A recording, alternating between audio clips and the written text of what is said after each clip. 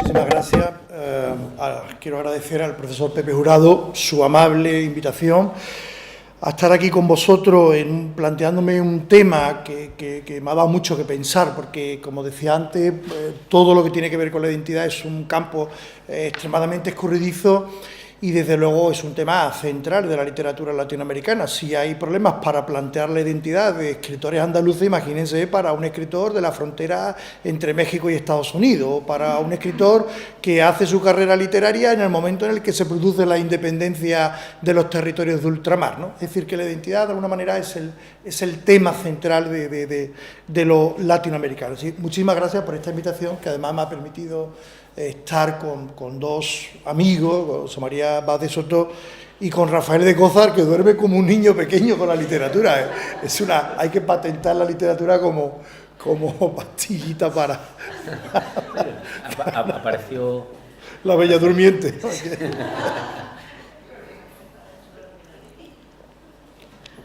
Bien. Andalucía constituye para los escritores latinoamericanos un topos fascinante, un territorio salvaguardado de la tiranía del tiempo, un museo al aire libre, un manual de perfecta convivencia interracial a través de los siglos, un crisol de culturas que ha creado una armonía perfecta.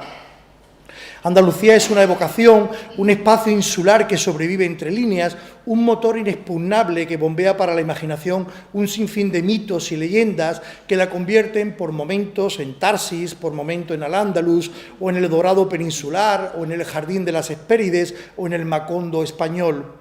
La relación de Andalucía y lo andaluz con la literatura hispanoamericana es tan intensa como invisible, tan notoria como escurridiza, tan enriquecedora como esquiva a cualquier estudio y sistematización, más allá de los tópicos rancios transmitidos desde el siglo XIX. Y lo digo en virtud de una comprobación que salta a la vista. ¿Cuántas veces Andalucía, su gente, su cultura, su folclore, sus tradiciones o su literatura aparecen en el primer plano de una novela latinoamericana? La respuesta a esta pregunta, que es en parte la justificación de mi charla, obliga al lector atento a hacer filigranas con la información. Baste para ello hacer un inventario de las novelas más importantes de escritores como Vargas Llosa, Carlos Fuentes, Julio Cortázar, Benedetti, Roa Bastos, Sonetti, Asturias o José Donoso, para verificar en un primer nivel de lectura que Andalucía y su narrativa no es una presencia, sino lo que parece una ausencia. Sin embargo, no es tan fácil y evidente la respuesta. La presencia de Andalucía y lo andaluz no se miden por las veces que se cita, sino por el mundo que genera, por los ambientes que crea, por la atmósfera inconfundible que traslada a la ficción. El ejemplo más importante de esta presencia matizada de Andalucía y su literatura que provoca en el acervo cultural latinoamericano lo tenemos en el escritor colombiano Gabriel García Márquez. El sur peninsular es para el Nobel cataquero un territorio mítico y amado, un espacio luminoso del que proceden algunas de sus lecturas más recurrentes, como el diario de a bordo de Cristóbal Colón, los naufragios de Álvar Núñez Cabeza de Vaca, el primer viaje alrededor del mundo de Antonio Pigafetta, la Lozana andaluza de Francisco Delicado, el romancero, la poesía neomitológica de Góngora o la perfección luminosa de Juan Ramón Jiménez.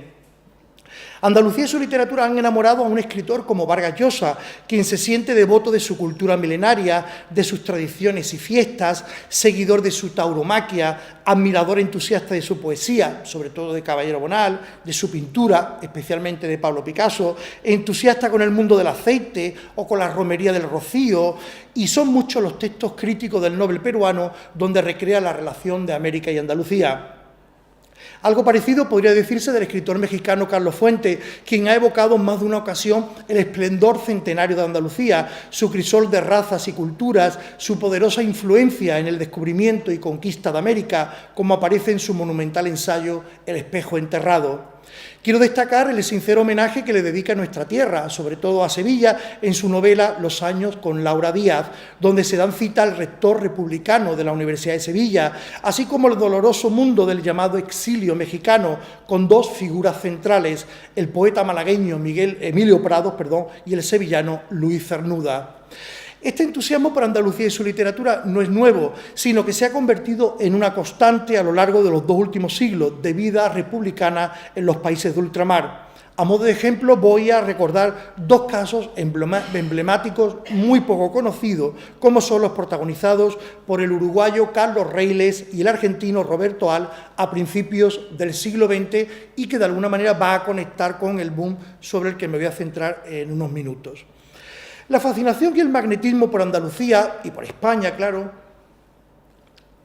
marcó la vida del escritor uruguayo Carlos Reiles, obsesionado con la música, el cante jondo, el toreo y la literatura del sur de la península. Hijo de estanciero con grandes posibilidades económicas, descendiente por vía materna de andaluces trasplantados en el Río de la Plata a lo largo del siglo XIX, siente desde niño la atracción por la literatura española, especialmente por Don Quijote y por el Burlador de Sevilla. Huérfano desde muy pronto y sin familia, Carlos Reiles fue el heredero único de una de las fortunas más importantes de Uruguay, lo que le permitió vivir de forma espléndida, con todo tipo de despilfarros y excesos, una muy buena parte de su vida. Instalado en Sevilla a finales de 1891, se convertirá con los años en uno de los más fervientes defensores de la cultura hispalense y andaluza.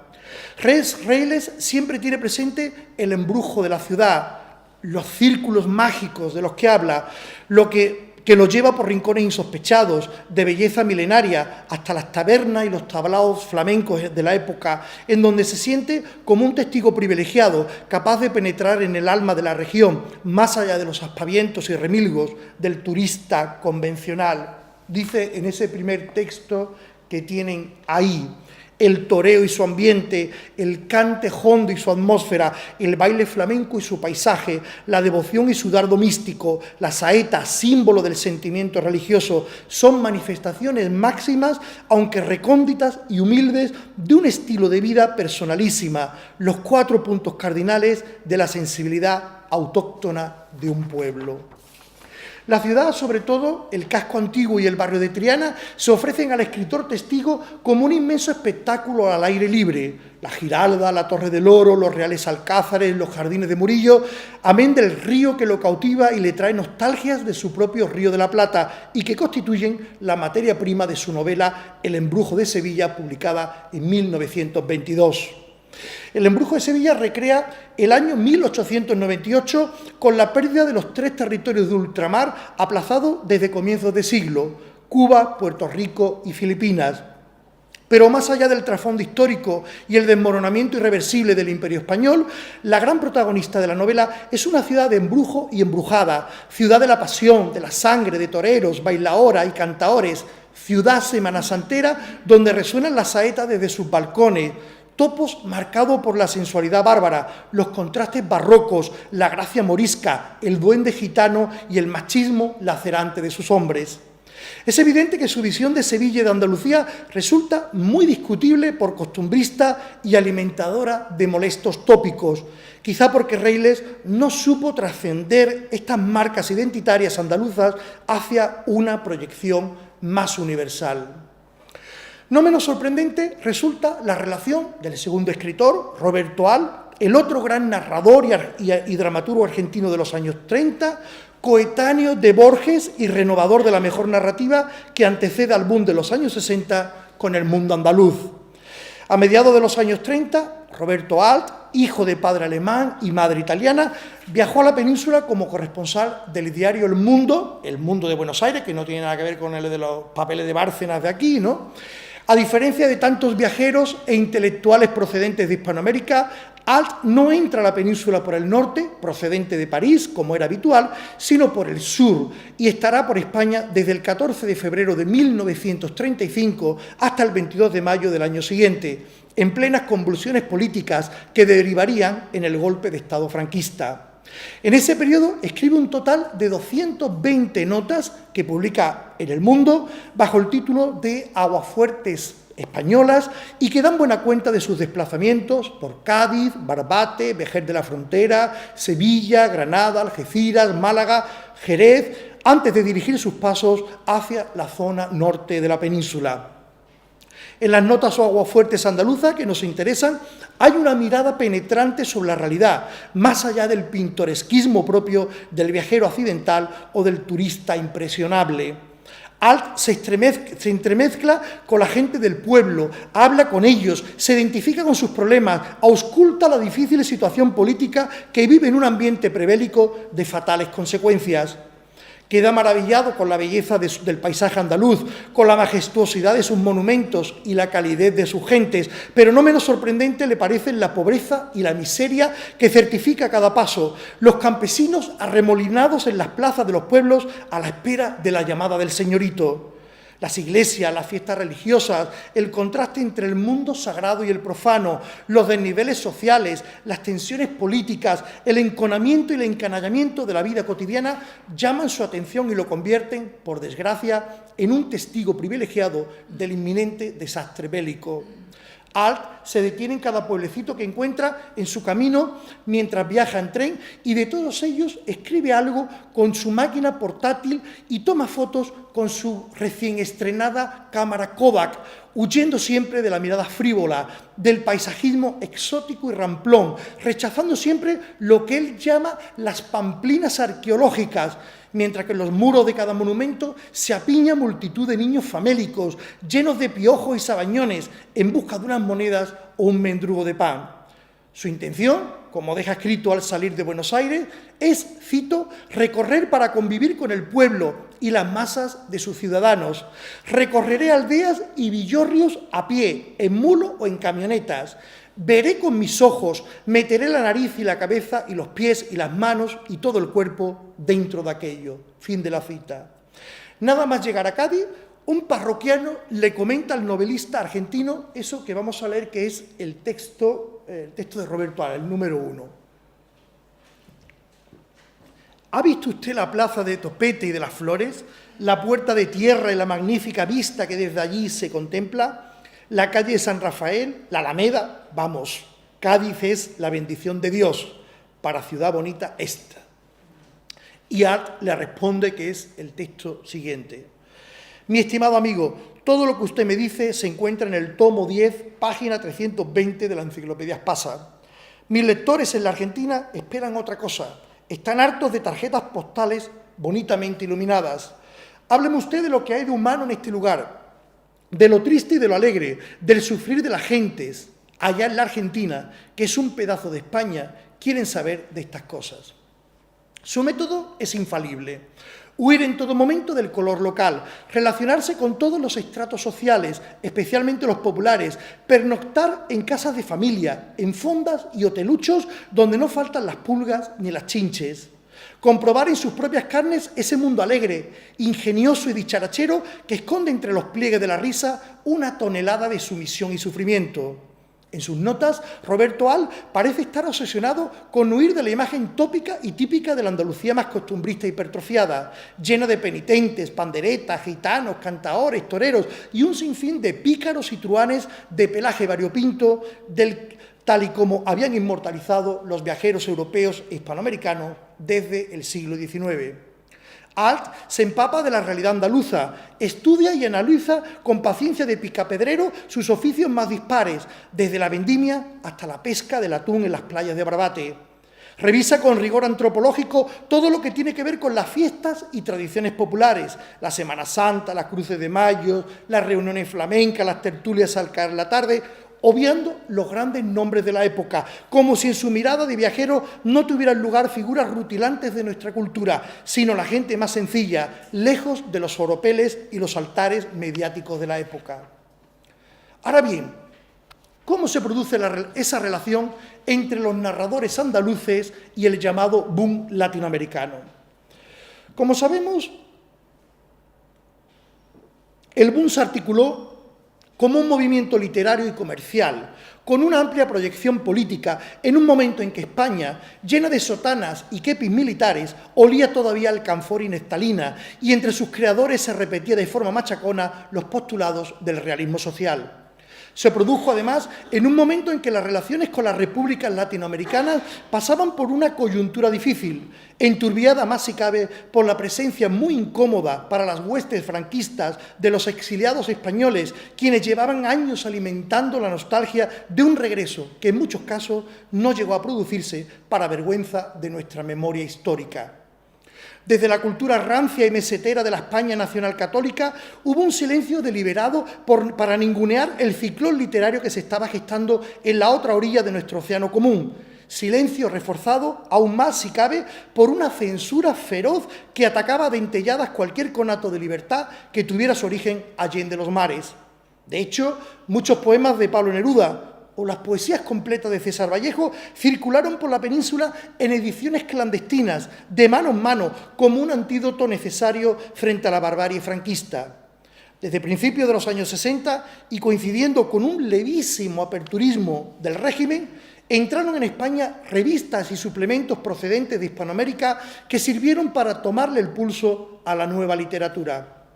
Sin embargo, el franquismo, a través del Instituto de Cultura Hispánica, emprendió una auténtica labor de zapa y cosmética de la dictadura para influir en los países hispanoamericanos.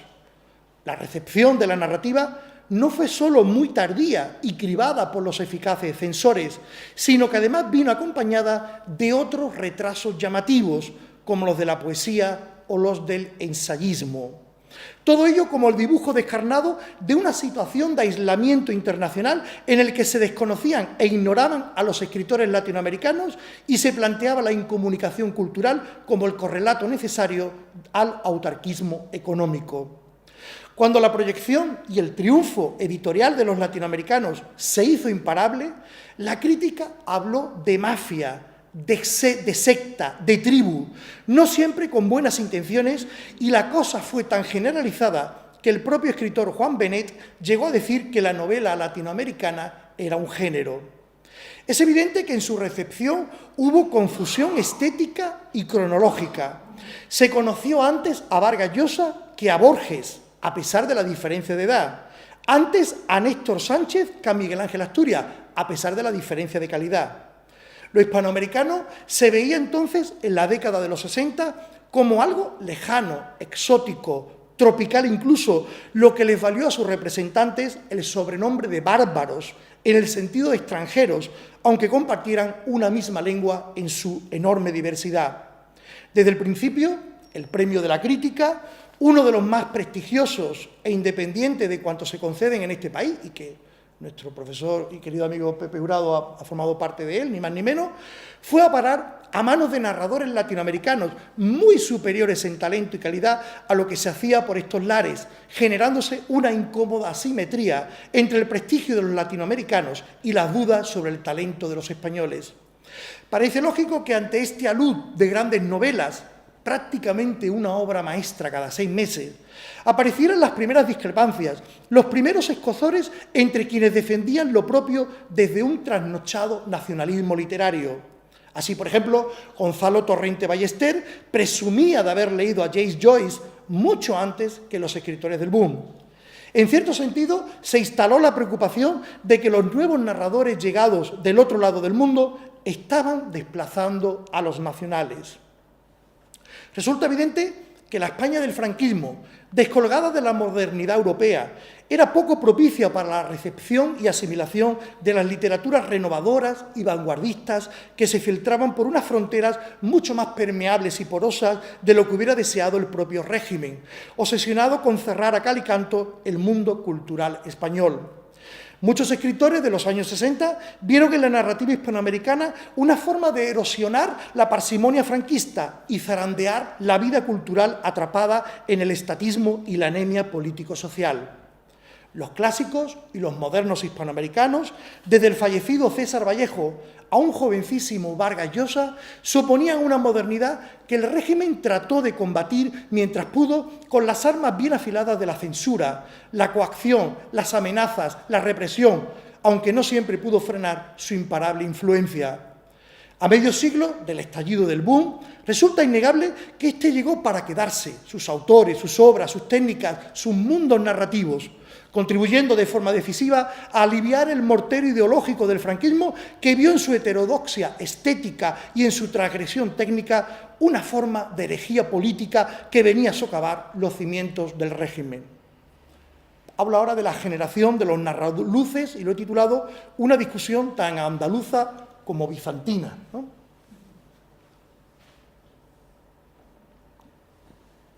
Resulta evidente que la asimilación de las nuevas estrategias, recursos, técnicas, procedimientos, atmósferas y temas literarios fue tan progresiva como imparable, como se ha demostrado en escritores tan diferentes y contrastados como Caballero Bonal, Antonio Muñoz Molina o Isaac Rosa, aunque no faltaron las voces discrepantes, muy subidas de tono, que a contracorriente trataron de fundamentar la originalidad narrativa española o andaluza, negando el magisterio rutilante que procedía del continente mestizo.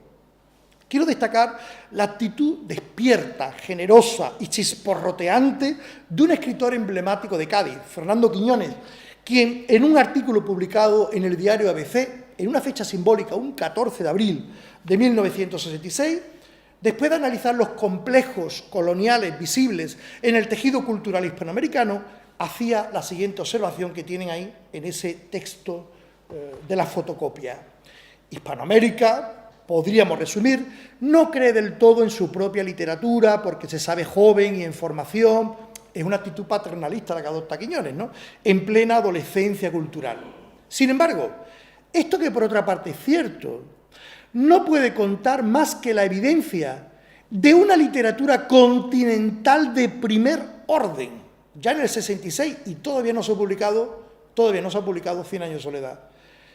De primer orden, viva, bullente y, lo que es más importante, distinta, ante la que ya desde hace años debe retroceder sensata y sensiblemente, y ahí corta el texto, ¿no? Es decir, que él ya reconoce la importancia del tsunami literario que está llegando desde la otra orilla de nuestro océano común, ¿no? Lo mismo podría decirse de uno de los grandes escritores españoles del siglo XX, José Manuel Caballero Bonal, cuya vinculación con el mundo americano ha sido evidente a lo largo de toda su vida, no solo por su ascendencia cubana o por su estancia prolongada como profesor en la Universidad Nacional de Bogotá, sino porque su mundo narrativo y poético está en consonancia con los postulados barrocos desarrollados especialmente en el mundo caribe. Basta recordar el hermoso artículo que dedica al maestro cubano titulado Carpentier y lo real maravilloso, del que he sacado un pequeño textito para que se pueda ver por dónde respira el premio Cervantes jerezano. Los consabidos trámites barrocos de la prosa de Carpentier, su dinamismo indagatorio en los más preclaros yacimientos lingüísticos, conectan con una tradición donde se entrecruzan, a través de una serie de enriquecedores reajustes, las complejas fabulaciones de los libros de caballería, las musicales taraceas léxicas de un Góngora o la fascinante ornamentación retórica de un Valle Inclán o un Gabriel Miró, dice Caballero Bonal. De hecho, compara Carpentier con aquellos, cito de mi texto, aquellos avezados historiadores de Indias, que tuvieron que levantar, de hecho, una escritura, registrar en las últimas canteras semánticas del castellano para describir todo un aluvión de hechos y datos maravillosos no recogidos hasta entonces en ninguna gesta conocida. La abrumadora e inusitada experiencia debía corresponderse con un lenguaje inusitado y abrumador. Fin de la cita. Caballero Bonal fija su atención, por sus propios intereses estéticos, en los acordes léxicos y sintácticos oriundos del barroquismo, para que no quede lugar a duda de la importancia del barroquismo, ya que se ha cuestionado hace unos minutos. En la opulencia verbal, la exuberante orquestación léxica, que convierten al lenguaje en el principal protagonista de sus novelas, para concluir que en este tipo de narrativa, dice Caballero Bonal, el consustancial barroquismo de la geografía física y humana investigada no podía representarse sino con unos dispositivos literarios excluyentemente barrocos, ¿no? Subraya y remarca esa idea.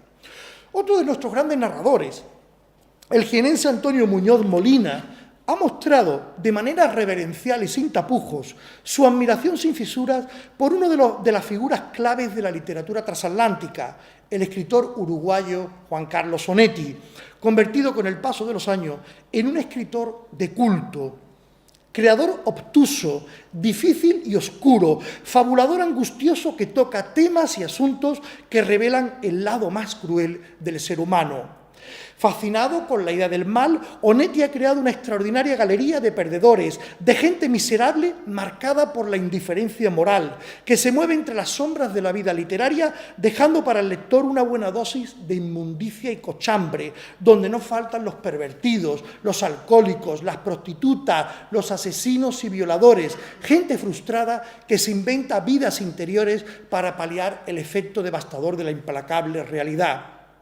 Son muchos los momentos en los que Muñoz Molina reclama la importancia de Onetti en su literatura y en su vida, poniendo de manifiesto, a través de sus comentarios, no solo la devoción onetiana de la que hace gala permanentemente, sino el conocimiento afilado y preciso que tiene de los grandes maestros del boom. Valga como ejemplo ese texto que tenéis en la fotocopia, del que vamos a leer solo el primer párrafo y el último para que sea cómo conecta.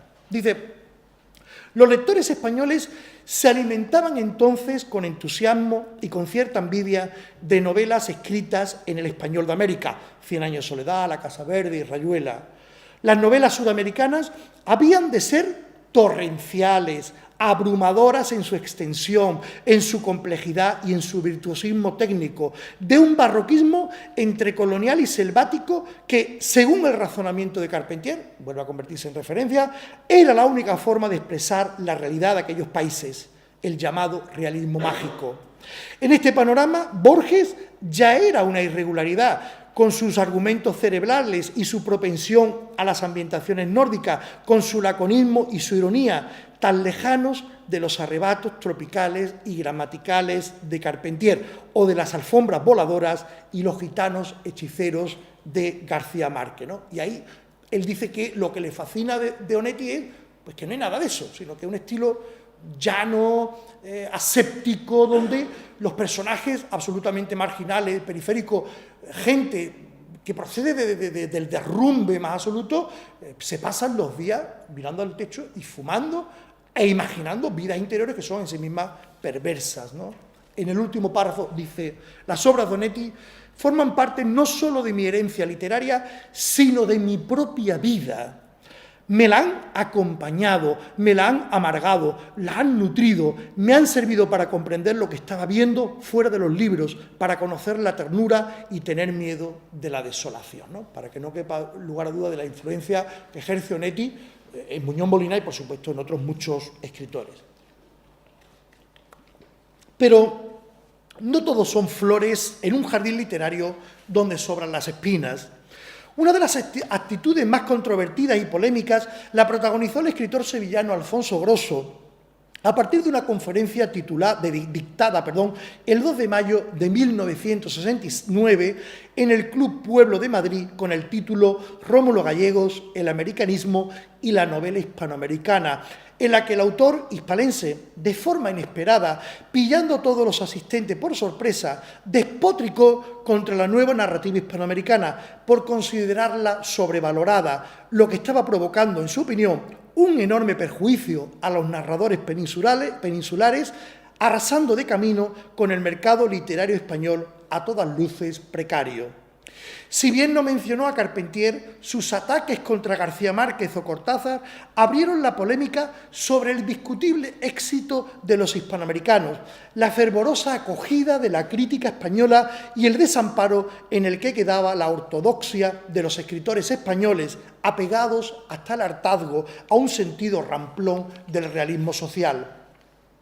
La actitud de Grosso resultaba a todas luces desconcertante porque acababa de publicar una novela de tema americano, con recursos americanos, con técnicas procedentes del ámbito americano, extraña en el mundo editorial español, con la notable excepción de La Catira de Camilo José Cela, publicada en 1955. Esa novela a la que me refiero, titulada Inés Just Coming, publicada en 1968 y de la que llegó a decir el propio Alfonso Grosso que era la prueba más evidente de lo fácil que resultaba imitar a los latinoamericanos en su propia literatura.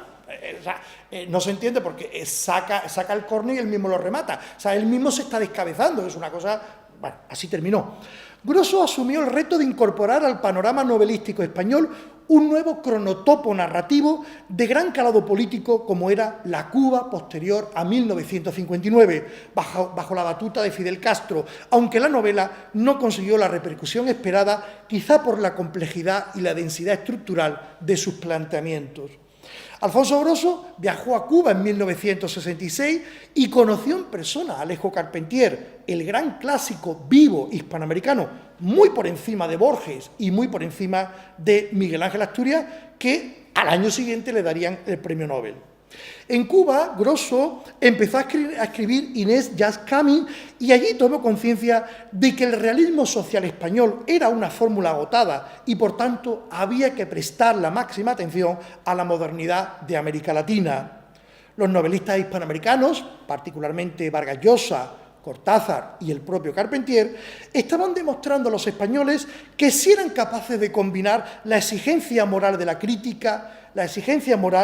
crítica política con la innovación narrativa, superando con esa síntesis el modelo esquemático y ya insatisfactorio de un realismo trasnochado. Inés Just Coming iba a ser la primera parte de una trilogía de tema caribeño, pero el proyecto quedó inconcluso. No cabe duda de que la propuesta de Grosso en 1968, su renuncia a la poética del realismo social para aproximarse a las poéticas hispanoamericanas y su novedoso concepto del lenguaje narrativo, era una apuesta importante en el panorama literario del momento. Y prueba de ello es que la novela apareció en la colección Nueva Narrativa Hispánica de la editorial Seix Barral, la misma que estaba promocionando desde hacía algunos años a los escritores hispanoamericanos. Esa coincidencia no es casual. Resulta exagerado afirmar que Grosso imita a Carpentier, un escritor fundamental en los años 60, santo y seña del neobarroquismo literario, pero es evidente que el giro barroco del escritor sevillano conecta con la actitud hacia el lenguaje narrativo del autor cubano. En Inés Just Coming, Grosso recurre con frecuencia a las técnicas de la exuberancia carpenteriana, larguísimas enumeraciones detallistas y minuciosas, vocabulario sofisticado, sintaxis compleja y a menudo opaca, énfasis adjetivador, etcétera, etcétera. La riqueza expresiva de la obra, indiscutible, incluye asimismo formas de prosa poética, aunque quizás haya otra influencia hispanoamericana en la novela de Grosso, ya que podemos detectar algunos ecos del otro gran novelista cubano divulgado por Seix Barral, como era Guillermo Cabrera Infante, sobre todo en la descripción de lo que era la vida habanera. En Inés Just Coming, el título viene porque es el huracán Inés que se está acercando a la isla y en torno a ese huracán la gente se encierra en sus casas y hay ahí pues toda una serie de triángulos amorosos para alegría de los lectores, ¿no? En Inés Just Coming, a pesar del entusiasmo que despertó Cuba a partir de 1959, no hay una defensa explícita de la revolución. Tampoco aparecen los héroes épicos revolucionarios. Por ejemplo, a Fidel Castro siempre se le nombra de pasada.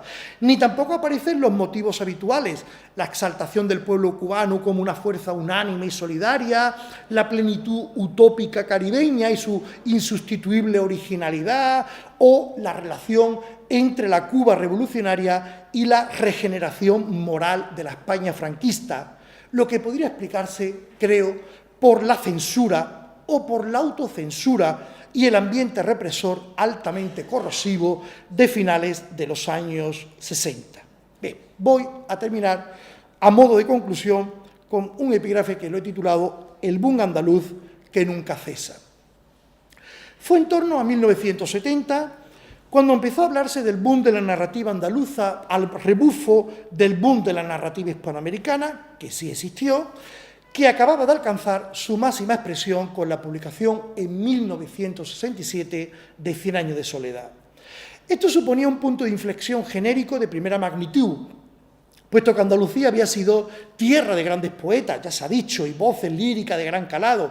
Sin embargo, algunos críticos locales, espoleados por ese desarrollo formidable de la narrativa escrita por novelistas de la región, comenzaron a hablar y a darle forma a lo que se llamó el boom de los narradores andaluces, cuya principal marca identitaria era su condición neobarroca, apoyada en un formidable caudal léxico de enorme calado estilístico.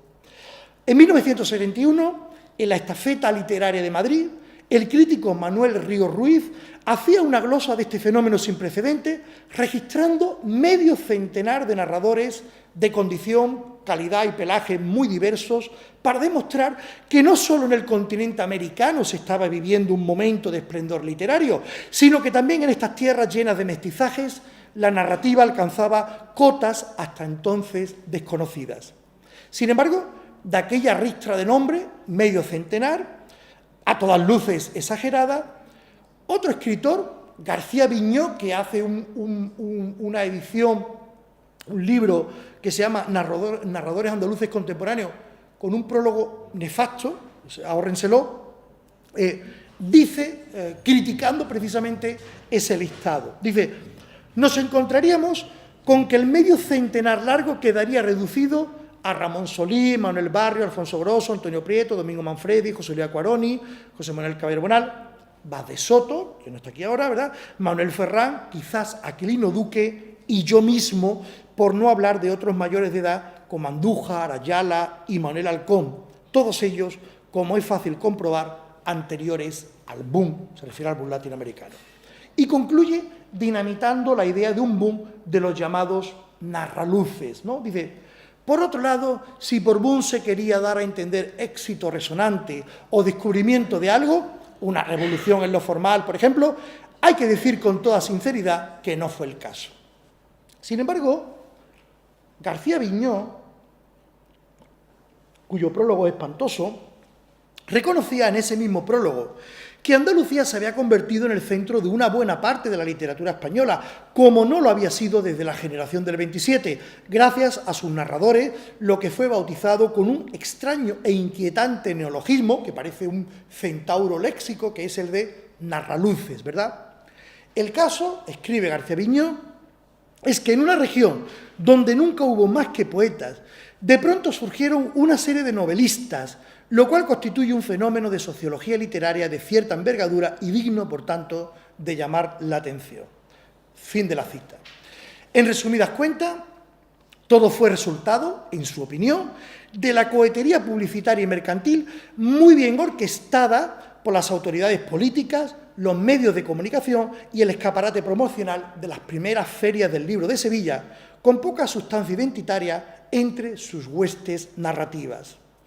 No deja de sorprender que esa antología que él organiza, publicada en 1988, eso está ahí al lado, ¿no?, eso fue en 1988, faltan nombres como Antonio Muñoz Molina, que ya había publicado Beatus Isle en el 86 y El invierno en Lisboa en el 87. El invierno en Lisboa tuvo una repercusión mediática enorme, no lo cita. Tampoco aparece Juan Eslava Galán, que para la fecha ya había publicado 9 novelas, entre ellas el bestseller En busca del unicornio, Premio Planeta en 1987. No aparece Ana Rossetti, ni Justo Navarro, que contaba ya con 3 novelas. Les ahorro la enumeración porque eso se busca en Google y está ahí todo, ¿no? No aparece tampoco Eduardo Mendicuti, cuya producción ya en 1988 es más que notable con 7 novelas, incluido un éxito como fue su novela erótica 7 contra Georgia. No hay referencia a Blanca García Valdecasa, que ha publicado 2 novelas importantes, Clara de ninguna parte del 86 y Por donde sale el sol del 87, en una editorial tan prestigiosa entonces como era Place Janés, con una enorme difusión nacional e internacional, al punto que fue la editorial elegida por la superagente Carmen Balcells para el lanzamiento del Otoño del Patriarca de García Márquez, ni más ni menos. Y en general son muchas las ausencias de esa antología, en la que tampoco aparece Rafael de Cózar, que está allí con nosotros, acompañándonos con su inmensa sabiduría, que ya era entonces más que una promesa literaria, y ni una sola mención a un autor tan atípico y único como Carlos Edmundo de Ory. Con todo, se lo dije a mi amigo Pepe por teléfono, lo que más llama la atención es que de los 38 autores antologados no hay ni una sola mujer. Si a ese ramillete de antologados, y ya termino, se le suman las ausencias más que espinosas de los nombres que de manera injustificada quedaron afuera, y se le añade toda una gavilla de nuevas voces como Felipe Benítez Reyes, Juan Bonilla, Salvador Corpán, José María Fajardo, Antonio Álamo, Félix Bayón, Hipólito García Navarro, Jorge Márquez, Carlos Asenjo Sedano, Benítez Ariza, José Julio Cabanilla, Isaac Rosa, Braulio Ortiz Pull, Vicente Luis Mora, José María Pérez Zúñiga o mi paisano Félix Palma, parece evidente que hay que reformular otra vez el escurridizo asunto de un boom de la narrativa andaluza, cuyo perfil parece hoy más nítido que nunca. Muchas gracias. Muchas gracias.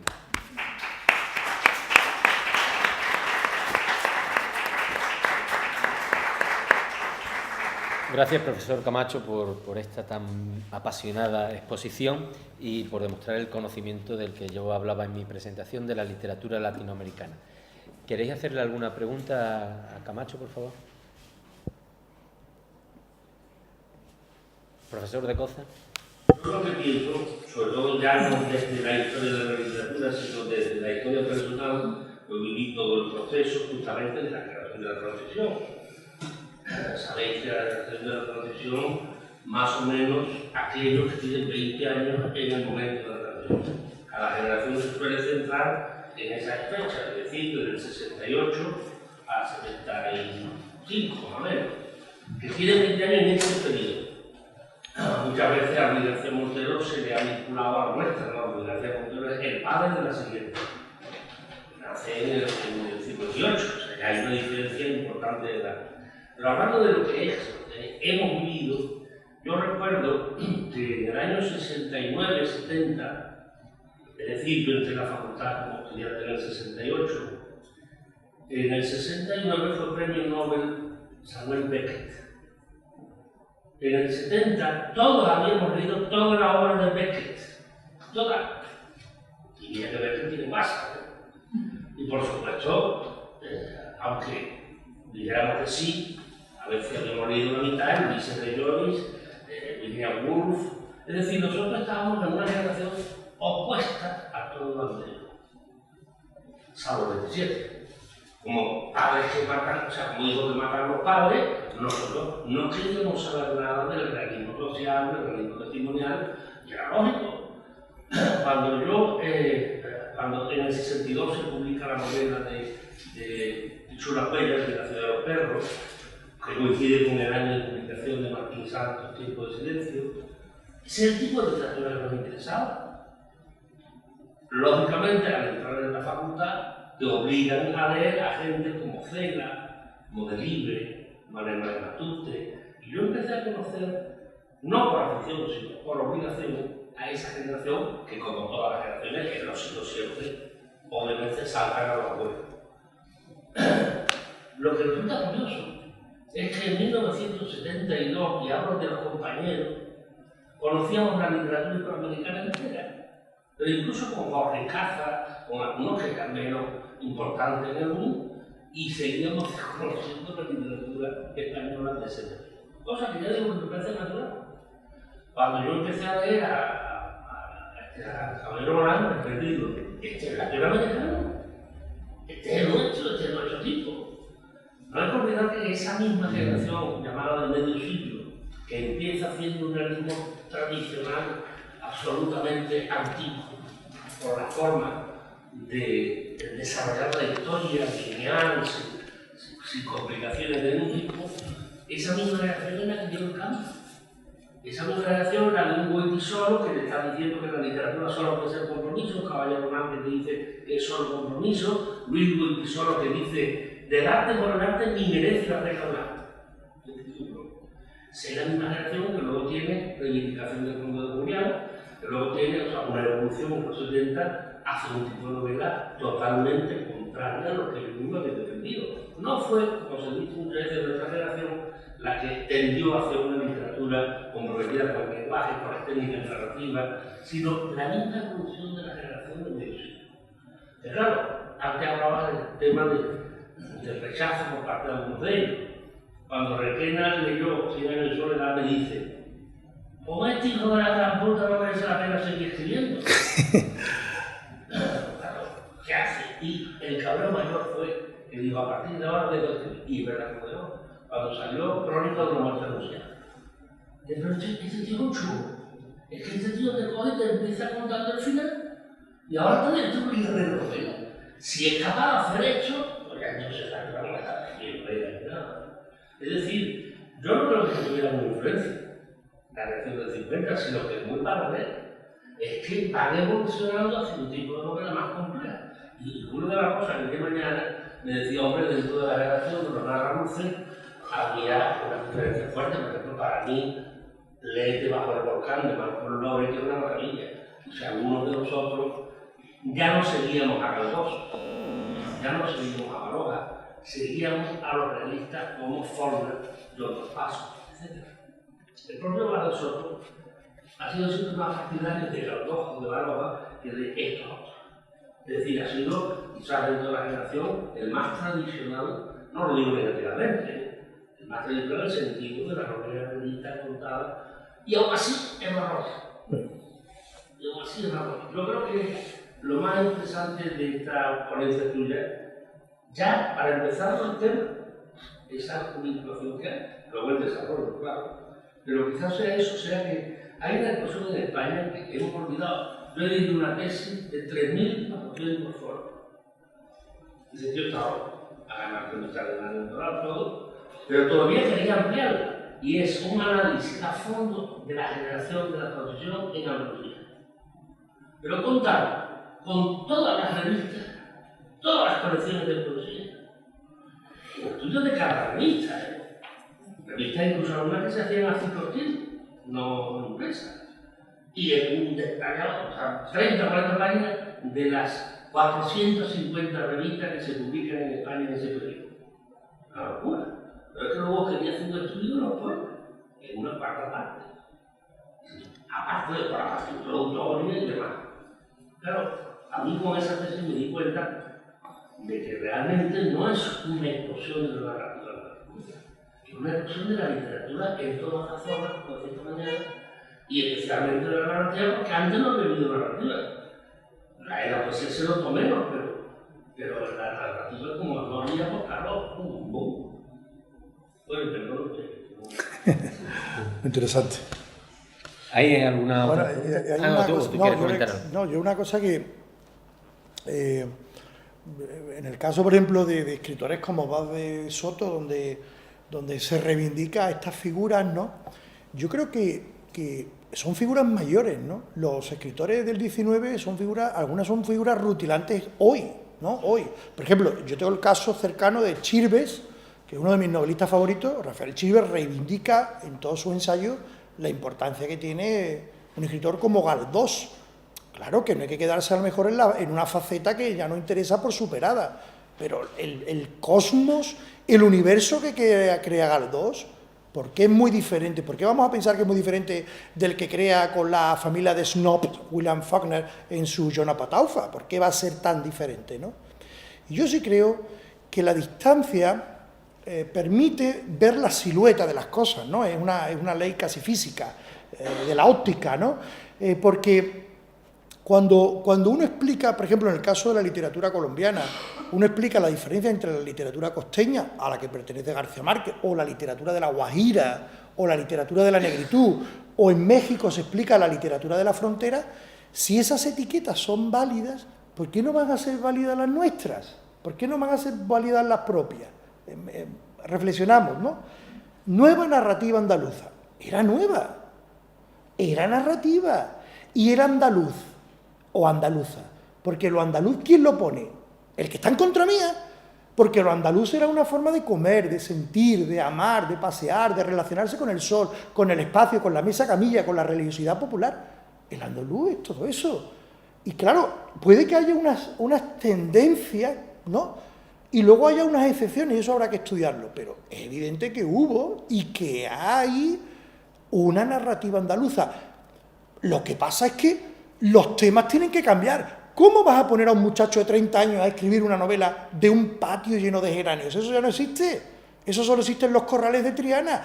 Ahora son novelas donde hay alguien chateando con alguien al otro lado del mundo y donde hay una historia a través de Internet, a través del Facebook. Es decir, que de alguna manera la modernidad se ha instalado también en esos narradores andaluces. Pero seguramente la manera de enfocar eso es distinta si lo hace un escandinavo y distinta si lo hace un portugués. Seguramente es distinta, ¿no? Entonces yo creo que no hay que cerrarse ni mucho menos a ese tipo de marbete que en nuestro caso son absolutamente defendibles porque forman parte de la pedagogía de la enseñanza, ¿no? Una manera de ordenar el caos que a veces nos rodea en el ámbito de la literatura, ¿no? Yo sí creo que existe una literatura sureña. Cuando tú lo preguntaste, yo pensaba en Cormac McCarthy y en otros muchos narradores.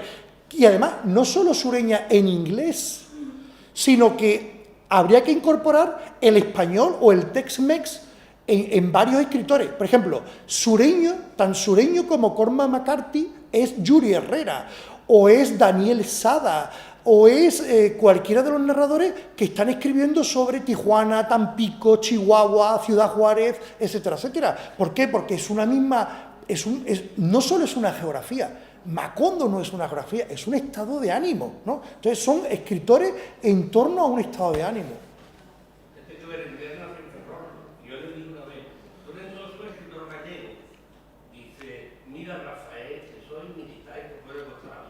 ¿Dónde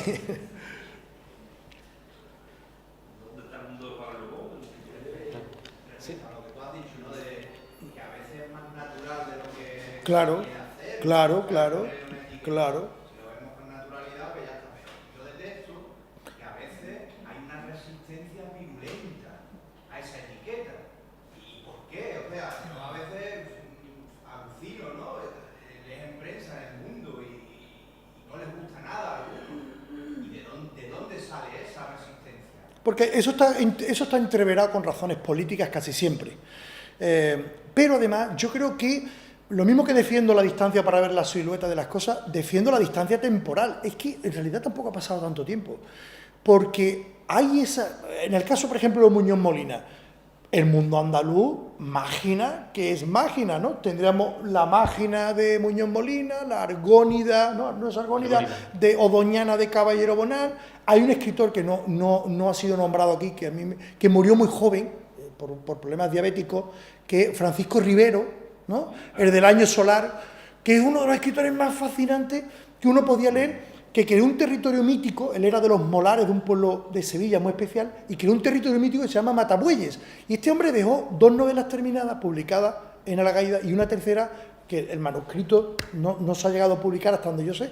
Bueno, pues ese territorio mítico, Matabueyes, se suma a la Argónida, a la mágina de Muñoz Molina, Santa María de Humeros de Acuarones, ¿no? Por ejemplo, ¿no? Es decir, que hay toda una propuesta geopoética, geoartística, que le da unidad a eso que estamos hablando. Distinto es que haya gente que va por libre, claro, en la literatura, eso pasa en toda la literatura.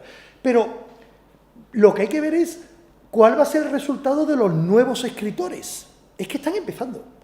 Es que Isaac Rosa, que a mí me parece la voz más potente del momento, Isaac Rosa había publicado otra maldita novela sobre la Guerra Civil, publicó El Vano ayer, que fue premio Rómulo Gallego, ¿verdad? Un novelón, con una historia de juegos alambicada, con un protagonista que se llama Julio Denis, que es el nombre de Cortázar. Cortázar se llama Julio Denis Florencio Cortázar. Y sus primeros libros de poemas los firmó como Julio Denis. Quiere decir que Isaac Rosa escribe una novela cortázariana, como ha reconocido, homenaje a Julio Cortázar a través de este Julio Denis. Bueno, no me quiero perder. Isaac Rosa, con las 4 novelas que tiene, sumémosle El País del Miedo y La Mano Invisible, bueno, es que Andalucía está ahí de alguna manera, bueno, no es muy discutible, pero es que Isaac Rosa tiene 37, 38 años. Veamos qué da de sí, ¿no? Porque a lo mejor los andalúes solamente la fecha es un topos donde ha nacido, pero no lo sabemos hasta que no acabe su carrera literaria, ¿no? Entonces hay una propuesta ahí que hay una serie de escritores, bueno, el propio Félix Palma, el Braulio Ortiz Pool en Sevilla, Eva Díaz Pérez, Vicente Luis Mora como representante de los nocilla, de esta gente que se pierden los emails y estas cosas. Habrá que ver cómo es la evolución, pero desde luego son una generación en cuanto a que tienen unos referentes culturales comunes, unas lecturas o unas faltas de lectura comunes, porque habría que ver de la pérdida del peso de la palabra escrita en favor de lo visual. Vicente Luis Mora tiene un libro muy interesante que lo tituló El lectoespectador, porque él dice que el lector ha dejado de ser lector de papel para ser lector e intérprete de signos visuales en la pantalla, ¿no? Por eso lo llamo el lectoespectador. Bueno, pues habrá que ver eso, cómo evoluciona con el tiempo, pero es evidente que hay una gavilla, un florilegio, una antología en el sentido etimológico de ramillete, ¿no?, que tienen muchas cosas en común y aunque no lo tuvieran. Es decir, es que poner una etiqueta no quiere decir que la etiqueta implique cosas en común, puede ser la discrepancia, el punto de unión. Nueva narrativa andaluza porque era nuevo lo que estaban haciendo, con nuevos planteamientos, ¿no? Bueno, pues entonces, si no hay alguna otra pregunta, lo dejamos aquí. Muchas gracias por la asistencia al día de hoy.